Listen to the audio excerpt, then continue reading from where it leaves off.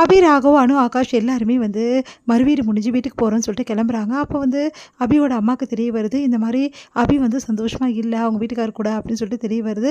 அதனால் மனசு வருத்தப்பட்டுட்டு இருக்காங்க. இந்த சூழ்நிலையில் இவங்க எல்லாருமே வந்து காரில் வந்துட்டுருக்காங்க. ஆகாஷ் வந்து சொல்கிறாரு, நான் ட்ரைவ் பண்ணுறேன், நீ பின்னாடி உட்காந்துக்கடா அப்படின்னு சொன்னோன்னே சரின்னு சொல்லிட்டு ராகவ் வந்து நம்ம அபி பின்னாடி உட்காடுறாங்க. ஆகாஷும் அனுவும் முன்னாடி உட்காந்துட்டு வந்துட்டுருக்காங்க. அப்போ வந்து என்ன பண்ணுறாரு, வேணும்னே வந்து வண்டியை வந்து ஏடா கூடமாக ஓட்டுறாரு ஆகாஷ். அதனால் அபி வந்து ராகவ் மேலே போய் விழுந்துடுறாங்க. அதனால் வந்து ராகவ் டென்ஷன் ஆகி திட்டுறாரு, நான் வேணும்னே விழுந்த மாதிரி பண்ணிகிட்டு இருக்கீங்க அப்படின்னு சொல்லிட்டு கேட்குறாங்க. நீ வேணும் தான் விழுந்த அப்படின்றாரு. உடனே வந்து மறுபடியும் வந்து ஆகாஷ் வந்து வண்டி ஏடாகுடமாக ஓட்டுறாரு. அப்போ வந்து ராகவ் வந்து அபி மேலே விழுந்துடுறாரு. அப்போ நீங்கள் வேணும்னு விழுந்தீங்களா, அதெல்லாம் ஒன்றும் இல்லையே, வண்டி தான், உங்களுக்கு மட்டும் வண்டி, எனக்கு மட்டும் நான் வேணும்னு விழுந்தேன்னு சொல்வீங்களா அப்படி சொல்லிட்டு திட்டுறாங்க. டேய் ஒழுங்காக ஓட்டேன்டா, ஏன்டா இப்படி ஓட்டுற, நான் என்னடா பண்ணுவேன், ரோடு அப்படி இருக்குது பள்ளம் மேடா அப்படின்னோடனே உடனே அனு சிரிக்கிறாங்க. அடுத்து வந்து இந்த மாதிரி வண்டி ஓட்டிகிட்டே வராங்க. என் மேலே வந்து விழுந்துகிட்டே இருக்காளே, நான் என்ன தான் பண்ணுறது, டேய் நேரத்தோடு போகணுண்டா, எனக்கு இம்பார்ட்டன்ட் மீட்டிங் இருக்குடா, ஏற்கனவே ரொம்ப நாள் ஆகிடுச்சுடா அப்படின்னோடனே சரி சரி போயிடலாம் அப்படின்றாங்க. பார்த்தா வண்டி நின்றுடுது. என்ன வண்டி நின்றுடுது அப்படின்னு சொல்லிட்டு எல்லாருமே இறங்குறாங்க. வண்டி கொஞ்சம் ரெடி ஆகிறதுக்கு கொஞ்சம் நேரம் ஆகும், ஒரு 5 மினிட்ஸ் ரெடி ஆகிடும்டா அப்படின்னு சொல்லிட்டு ரெடி பண்ணிகிட்ருக்காங்க. ஏற்கனவே லேட் ஆகிடுச்சு, இவன் வேறு இப்படி பண்ணுறானே அப்படின்னு சொல்லிட்டு ராகவ் டென்ஷன் ஆகிட்டுருக்காரு. சரி ஓகே ரெடி ஆகிடுச்சு வா போகலாம் அப்படின்னு சொல்லிட்டு கூப்பிட்டோன்னே பார்த்தா வந்து அங்கே காணா போயிடுறாங்க. நம்ம வந்து அபி எங்கே போயிட்டா, என்ன ஆச்சு அப்படின்னு சொல்லிட்டு அனு தேடுறாங்க, எல்லாருமே தேடுறாங்க. பார்த்தா அபி வந்து ஒரு பஜ்ஜி கல்லில் பஜ்ஜி சாப்பிட்டுட்டு இருக்காங்க. அப்பா இப்போ தான் நல்லா இருக்குது, பஜ்ஜி சாப்பிட்டோன்னு தான் நிம்மதியாக இருக்குது அப்படின்னு சொல்லிட்டு நல்லா ருசியாக சாப்பிட்டுட்டு இருக்காங்க. அந்த டைமில் கரெக்டாக இவங்க எல்லோரும் அங்கே வராங்க. என்ன அபி சொல்லாம கொள்ளாம இங்கே வந்து பஜ்ஜி சாப்பிட்ற, இதெல்லாம் நல்லா இருக்கான்னு சொல்லிட்டு அனு கேட்குறாங்க.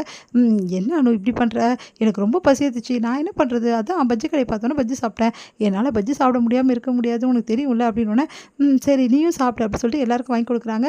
அப்போ வந்து நம்ம ராகவுக்கும் வாங்கி கொடுக்குறாங்க. அப்போ ராகவ் வந்து செம்மையாக டென்ஷன் ஆகிறாரு, எனக்கு ஒன்றும் தேவையில்லை அப்படின்றாரு. ஆமாம் காரமாலாம் நீங்கள் சாப்பிட மாட்டீங்களே, இந்த பச்சை மிளகா காரத்தை உங்களால் தாங்க முடியுமா அப்படின்னோடனே என்னால் கண்டிப்பாக சாப்பிட முடியும் அப்படின்னு சொல்லிட்டு வாங்கி வந்து சாப்பிட்றாரு.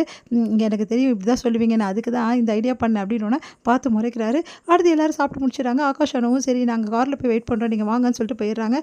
சரி ஓகே அப்படின்னு சொல்லிட்டு அந்த கடைக்கார் வந்து காசு கேட்குறாரு.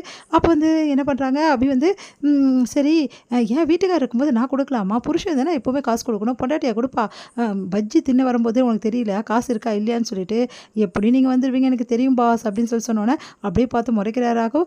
சரிங்க எவ்வளோ ஆச்சு அப்படின்னு சொல்லிட்டோன்னே ஆயிடுச்சுங்க 100 ரூபா 150 ரூபா ஆயிடுச்சு அப்படின்னு சொன்னோன்னே சரி ஓகே அப்படின்னு சொல்லிட்டு எடுக்க பார்க்குறாரு. பர்ஸில் காசே இல்லை.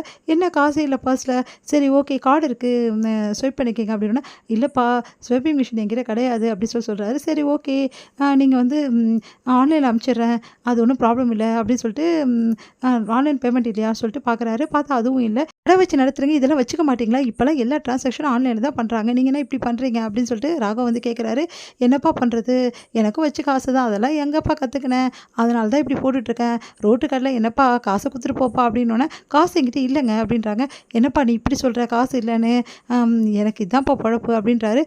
என்ன பண்ணுறதுன்னு தெரியலையே அப்படின்னோடனே நான் ஒரு ஐடியா பண்ணுறேன், நீங்கள் கவலைப்படாதீங்கன்னு சொல்லிட்டு அபி என்ன பண்ணுறாங்க, ராகவ் கையில் இருக்க வாட்சை வந்து கழட்டி வந்து அவர்கிட்ட கொடுக்குறாங்க. இந்த வாட்ச் எவ்வளோ காஸ்ட்லின்னு உனக்கு தெரியும், என்னங்க நீங்கள் இப்படி சொல்கிறீங்க, புதுசாக கல்யாணம் ஆன பொண்டாட்டிக்கு இது கூடவா செய்ய மாட்டீங்க அப்படின்னோடனே உடனே அவர் சிரிக்கிறாரு. பாருங்கள் அவரே பார்க்குறாரு நம்மளை அப்படின்னு சொல்லிட்டு வாட்சை கழட்டி கொடு, இருந்தாப்பா வாட்ச் வச்சுக்கப்பா சந்தோஷமாக இருப்பா அப்படின்றாங்க. உடனே வந்து அது எவ்வளோ காஸ்ட்லி வாட்ச், ஒரு பஜ்ஜிக்காக அதை கொடுத்துட்டியே அப்படின்னு சொல்லிட்டு ராகவ் செமையாக டென்ஷன் ஆகிறாரு. ஏன் இப்படி பண்ண அப்படின்றாரு. என்னங்க நான் பண்ணிட்டேன் அப்படின்னு சொல்லிட்டு சரி டைம் ஆயிடுச்சு சொன்னீங்களா முதல்ல வாங்க, ஐயோ என் வாட்ச் போச்சு அப்படி சொல்லிட்டு புலம்பிகிட்டே வராரு. உடனே வந்து பார்த்து சிரிச்சிட்டு இருக்காங்க. அப்படி உங்களுக்கு நல்லா வேணும் அப்படின்னு சொல்லிட்டு இதோட முடியுது.